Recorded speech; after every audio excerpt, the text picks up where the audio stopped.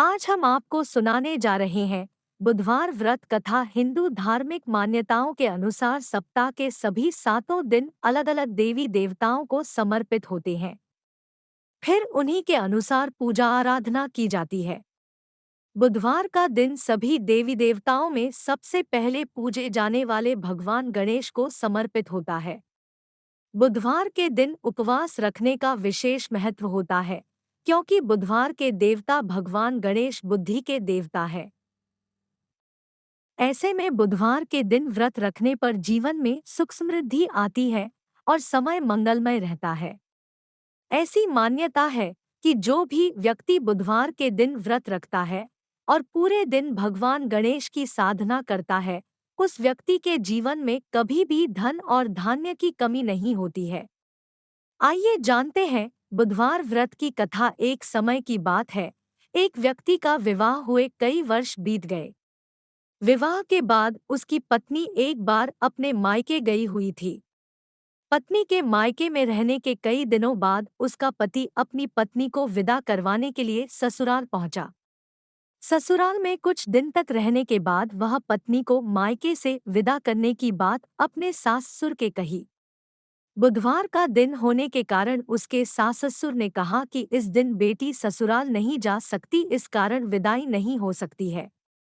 लेकिन वह व्यक्ति नहीं माना और अपनी पत्नी को मायके से विदा कराकर अपने घर की तरफ चल दिया।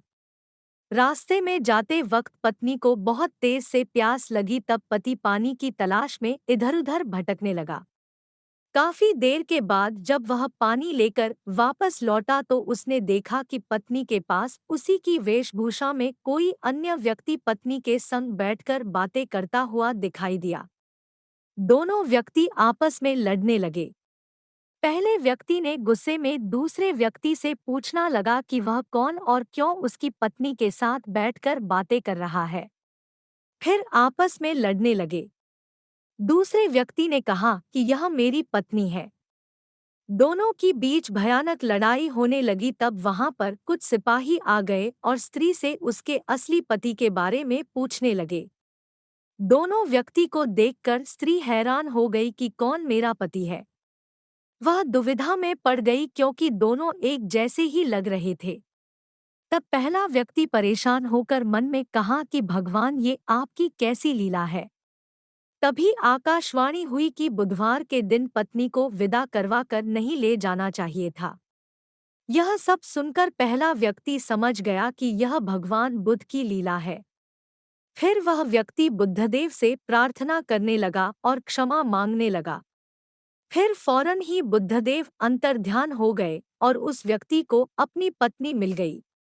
तभी से हर दिन बुधवार के दिन भगवान गणेश की पूजा होने लगी। ओम गणेशाय नमः। आज की कहानी समाप्त हुई। मिलते हैं अगली कहानी में। हमारा वीडियो अच्छा लगा है तो लाइक, शेयर और सब्सक्राइब जरूर करें।